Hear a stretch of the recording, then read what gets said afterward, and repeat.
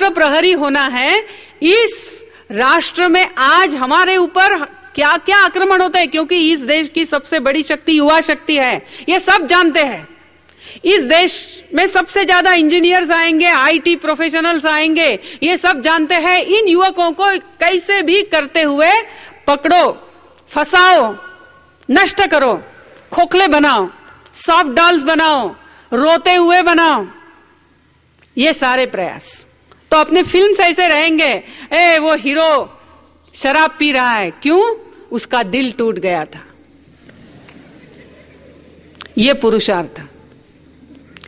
और हम भी वो हीरो के लिए रोते हैं, आंसू पोंछते हैं।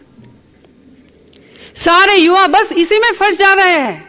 आज हमें अपने देश के शत्रु कौन है हम पहचान नहीं सकते हैं।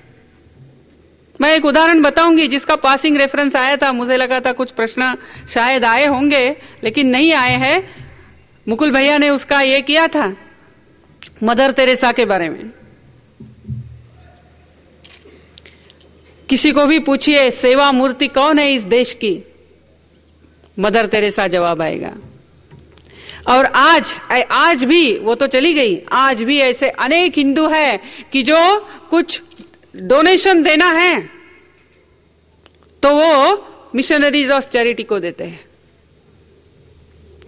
लेकिन मदर तेरेसा ने इस देश के लिए क्या किया है, सेवा की है।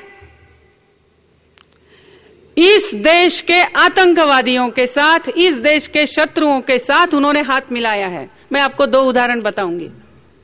और हम राष्ट्र प्रहरी यानी हमने सजग होना है, यह सजगता हमारे देश में नहीं है। ये आसाम में टाटा टी कंपनी के मैनेजर बोलेन बोरडोले करके उनका अपहरण किया गया, आतंकवादियों ने अपहरण किया और टाटा टी कंपनी से 5 करोड़ रुपया मांगा। टाटा टी कंपनी ने बोला नहीं, ये आतंकवाद में लग जाएंगे, हम नहीं देंगे। लेकिन बोलेन बोरडोले कोई साधारण व्यक्ति नहीं थे, वो गोपीनाथ बोरडोले जो आसाम के पहले चीफ मिनिस्टर है उनके पुत्र। और गोपीनाथ बोरडोले बहुत अच्छे राष्ट्रीय विचार के नेता थे। तो बहुत प्रेशर बढ़ने लगा टाटा टी कंपनी के ऊपर। अल्टीमेटली जो मीडिएटर्स होते हैं उन्होंने बहुत सारी बात करते करते करते ऐसा तय किया, ठीक है आप आतंकवादियों को पैसा मत दीजिए, आप मदर तेरेसा को हर महीना 5 लाख रुपया ऐसे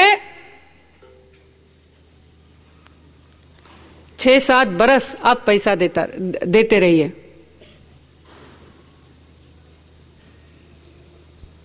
mother Teresa, through Mother Teresa वो पैसा आतंकवादियों को दिया गया और आतंकवादियों ने माना कि हाँ आप मदर तेरेसा को दीजिए।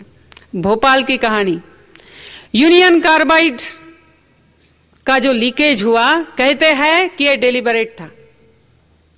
डेलिबरेट इसलिए था कि केमिकल वॉरफेयर में इतना गैस छोड़ने से कितने लोग मर सकते हैं, इनके ऊपर क्या क्या असर होता है, ये जानना चाहते थे। और ये जो विकसनशील देश है, भारत जैसे लोग हैं, मरने से क्या होता है। इसलिए मल्टीनेशनल कंपनी जो मदर तेरेसा की एक डोनर थी, उन्होंने ये काम किया। दूसरे दिन यहां मदर तेरेसा ने पत्रकार परिषद ली और लोग सारे गुस्से में हैं, क्रोध में हैं, और मदर तेरेसा ने बताया क्षमा कीजिए, क्षमा कीजिए, क्षमा कीजिए। मदर तेरेसा बोल रही, सब शांत हो गए।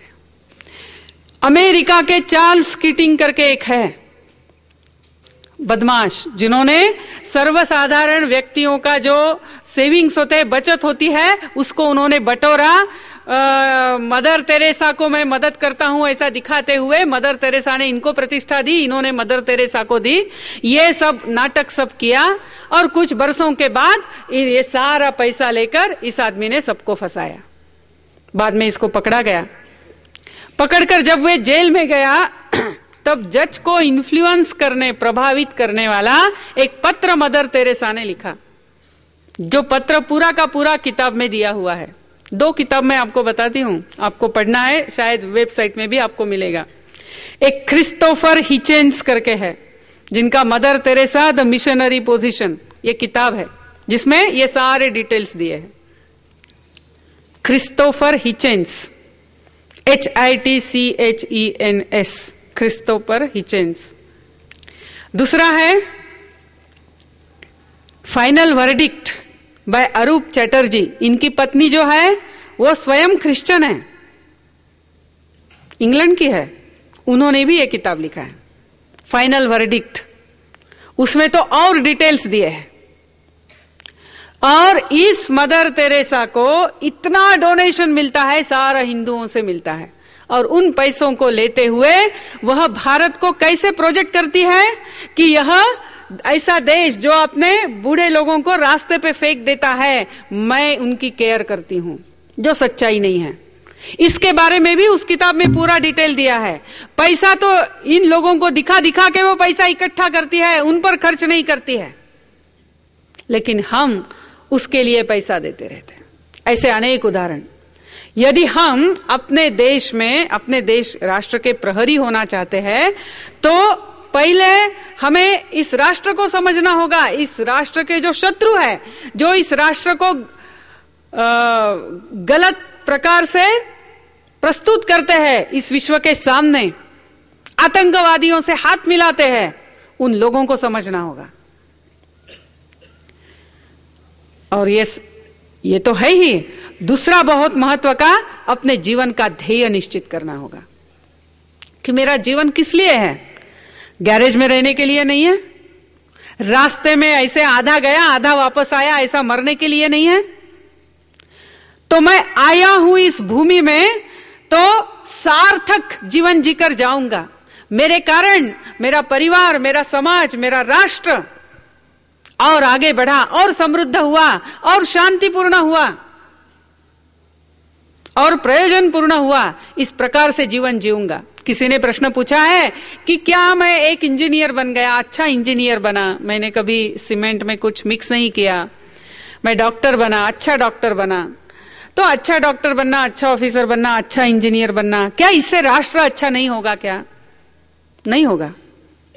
सिर्फ मैं एक अच्छा डॉक्टर बनने से राष्ट्र अच्छा नहीं होगा। अपने देश में आज भी अच्छे लोगों की कमी नहीं है। आप किसी भी देश की तुलना में देखिए, अच्छे लोग ज्यादा आज भी इस देश में हैं। लेकिन राष्ट्र अच्छा क्यों नहीं होता है?